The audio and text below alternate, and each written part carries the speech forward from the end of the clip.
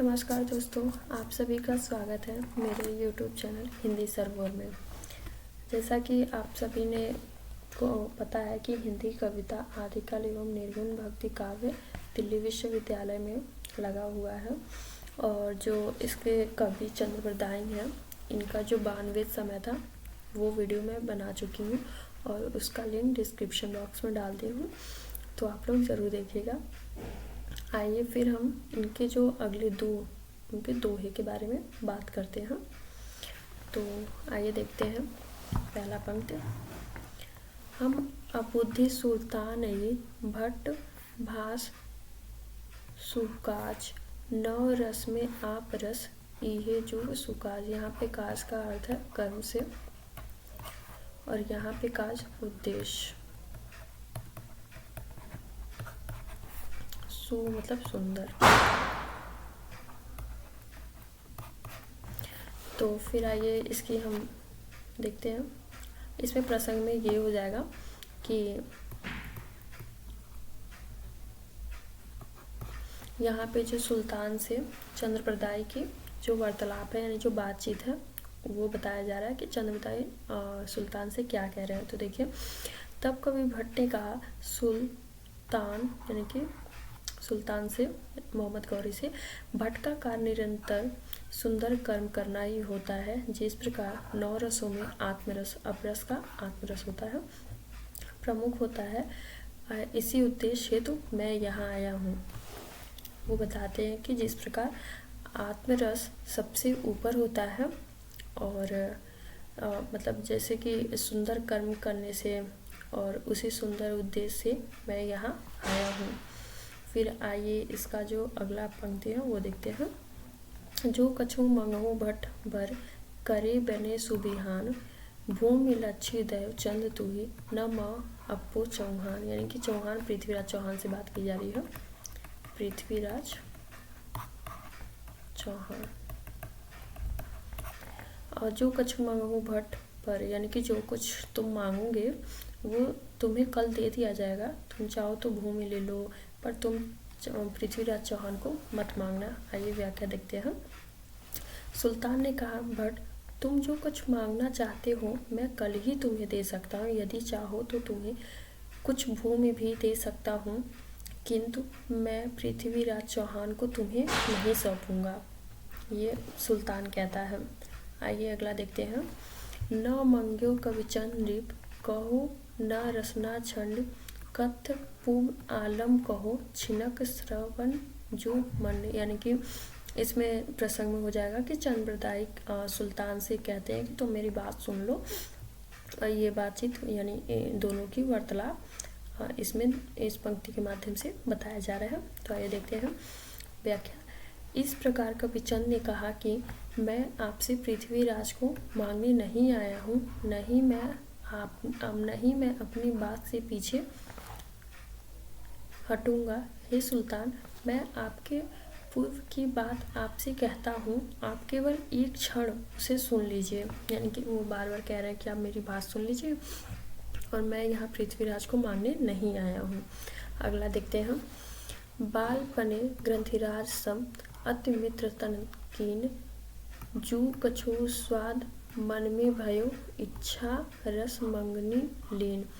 यानी कि इसमें जो सुल्तान से पृथ्वीराज चौहान के बारे में बता रहे हैं कि हम दोनों बचपन से ही साथ रहे हैं, हम मित्र हैं और मतलब इसके बारे में बताया जा रहा है। आइए व्याख्या देखते हैं। मैं यानी कि चंद्रप्रदाय कवि स्वयं बता रहे हैं कि पृथ्वीराज बालपन से ही अति घनिष्ठ मित्रों की तरह साथ रहे हैं। हमारे मन में जो भी इच्छा उत्पन्न हुई हमने साथ मिलकर उसे पूर्ण किया, अर्थात सभी इश्क का भक्ति रस पृथ्वीराज ने दे दिया। यानी कि जो कुछ भी मेरे मन में इच्छा आया वो सब कुछ पृथ्वीराज ने मेरी इच्छाओं को पूरा किया। अगला देखते हैं। पूर्व पराक्रम राज किए कछु जपो तुझ ज्ञान, अरु जू कछ तुझ जपियो सब जानो सुबिहान। यानी कि पता है या ज्ञान जानकारी। यानी कि चंद्रप्रदाय कहते हैं कि बताते हैं कि पृथ्वीराज के बारे में जो तुम मतलब कुछ जानते हो और जो कुछ नहीं जानते वो कल तक तुम्हें पता लग जाएगा। तो फिर आगे, हे सुल्तान, पृथ्वीराज ने पूर्ण समय में बहुत पराक्रम दिखाए हैं, यानी कि बहुत युद्ध किया और जीता, उन सब के बारे में तुम जानते हो, और जो कुछ तुम नहीं जानते वो तुम जान जाओगे सुबह तक। एक सुदिन पृथ्वीराज रस मुस कढ़ी तिह बार, सिंगिन सरवर इच्छविन संत हनन घरियाल। इसमें बता रहे हैं कि पृथ्वीराज के बारे में कवि बता रहे हैं कि एक दिन पृथ्वीराज ने आनंद में उसी बेला में मुख से ये बात निकाली, सिंगनी मेरे सर्वश्रेष्ठ बाण के अग्रभाग, यानी कि जो आगे का भाग होता है, के बिना भी 7 घड़ियाल को मार सकता है। अगला देखते हैं दोहा। बर सुनंत कपे हियो दिन ना रते सुल्तान, शुद्ध रोग भव रोग मन कंठन कौ सुबिहान। सुल्तान यानी वही सुल्तान की बात की जा रही है यहाँ पे।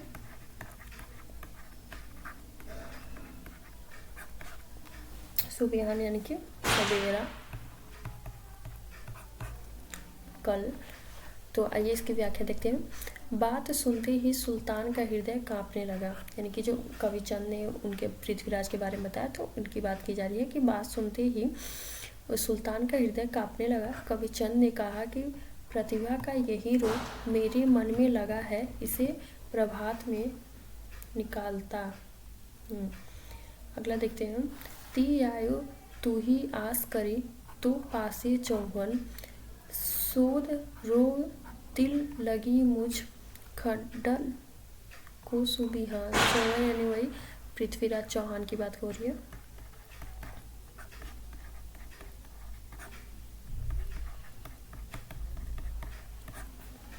सवेरे मतलब कल की बात की जा रही है, प्रातः काल की बात की जा रही है। तो व्याख्या देखते हैं। कवि चंद ने कहा, इसी आशा के साथ मैं तुम्हारे पास आया हूँ, क्योंकि चौहान पृथ्वीराज तुम्हारे पास है। यही बुरा रोग मेरे मन को लगा है, जिससे मैं उसी प्रभात में निकालना चाहता हूँ। अगला देखते हैं। मैं जानियो अचरिज मन नृपति सच की लीह, तब लगी इही विधिना लसी आय संपत्ति दीह। तो इसकी व्याख्या है। कवि चंद कहते हैं कि मैं जानता हूँ सुल्तान, तुम्हारे मन में आश्चर्य हो रहा होगा। पृथ्वीराज सदा सत्य की राह पर चलते आए हैं। अगला व्याख्या देखते हैं। सुन साहब गह गह हस्यो, बे भट्ट सुभट्ट, असीहीन मतिहीन भव, कहो मज्ञ मति नट। यानी कि जो इनके प्रजागण हैं, यानी उनके मंत्री हैं, वो लोग कवि की बात सुनकर हंस रहे हैं, तो उनकी यहाँ पे बात की गई है। ये व्याख्या देखते हैं। कवि चंद की बात सुनकर सहाबुद्दीन यानी कि जो उनके मंत्री हैं जोर से हंसा और उसने कहा, अरे भट्ट, यह झूठी बात है, यानी कि तुम झूठ बोल रहे हो। वह गौरवहीन बलहीन हो गया है, ऐसी दशा में तू मुझसे ये क्या मांग रहा है। यानी कि ये बोल रहा है कि वो तो कमज़ोर हो गया है और मुझसे क्या मांग रही है। फिर आगे का जो दोहा है। सब विधि घटी नरिद की, हम जाचक न पीर, बचन पैरे सिर कट्टी ते श्री कुलधीर। इसमें मतलब चंद्रप्रदाय पृथ्वीराज चौहान के बारे में बताते हैं कि वो मतलब बहुत शक्तिशाली है और वो अपने वचन से पीछे नहीं हटते हैं। तो आइए व्याख्या देखते हैं। कवि चंद ने कहा कि पृथ्वीराज का सब प्रकार से बल छूट गया है, वह अत्यंत पीड़ा में है। वह उस धैर्यवान क्षत्रिय कुल से है संबंध रखता है जो वचन पूरा करने के लिए अपना सिर कटवा सकता है। अगला पद। तचतीय साहब मन हास बोलियो समचंद, जाय मंगी समराज सौ हम दिसवही आनंद। यानी चंद यहाँ पे चंद्रप्रदाय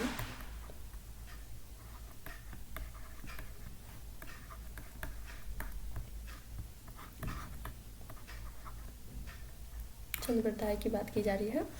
इसकी व्याख्या है, शहाबुद्दीन के मन में थोड़ी चिंता तो हुई, किंतु उसने चंद को अपने समक्ष बुलाकर कहा, तुमने जो मांग की है हमें मंजूर है। फरमान जारी करते हुए कहा, हम भी तमाशा देखेंगे। फरमान यानी आदेश देते हुए कहा कि हम लोग भी तमाशा देखने के लिए तैयार बैठे हैं। आगे है, तब गौरी हुज्जा प्रति कहे सुकवि ले जाओ, अरस परस बिन दूर तय ले आशीष कहा। इसमें मतलब जो गौरी है, मोहम्मद गौरी अपने मतलब उस सैनिक को आदेश देता है कि तुम कवि को, जो चंद्रप्रदाय है, उनको ले जाओ। तो आइए देखते हैं। गौरी ने अपने सैनिक से कहा, इस सुकवि अर्थात चंद को लेकर यहाँ से जाओ, बिना स्पर्श किए दूर से ही इनका परिचय कराओ। अर्थात इसमें ये मतलब कहना चाहते हैं कवि कि जो गौरी है वो अपने सैनिक को आदेश देता कि तुम इनको ले जाओ और बिना स्पर्श यानी बिना उनसे छुए मिले इनको दूर से ही आशीष दिलवा देना। अंग्या मणि हुजाब बहु ले चली कविसात सत, प्रथम राज पसहु गयो तब रोक्यो दय हाथ, यानी हाथ से रोक दिया जब पास गए। तो इसमें है, आज्ञा मानकर सैनिक कवि चंद को अपने साथ लेकर चला गया जहाँ पर पृथ्वीराज थे। वहीं जाकर उसने हाथ के संकेत से रोक दिया, यानी कि जब चंद्रप्रदाय पृथ्वीराज के पास जा रहे थे तब जो सैनिक था उसने हाथ के इशारे से उनको रोक दिया कि पास नहीं जाना। चबे चंद्रप्रदाय इन सुनी मिरन सुल्तान, दय कमान चौहान को शाही दियो कचुदान।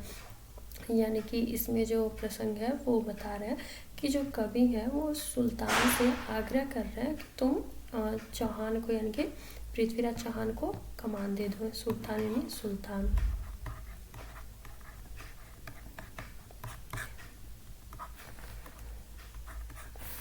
और चौहान पृथ्वीराज चौहान।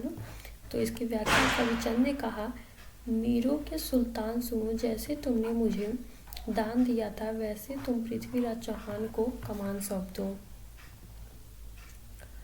बहुत बहुत धन्यवाद। और जो इसकी अगली पद्धतियाँ हैं वो आपको अगली वीडियो में मिल जाएगा। और मेरे चैनल को लाइक एंड सब्सक्राइब करिएगा, कमेंट भी करिए और मेरे साथ ऐसे ही बने रहिए। अगली वीडियो के लिए बहुत बहुत धन्यवाद।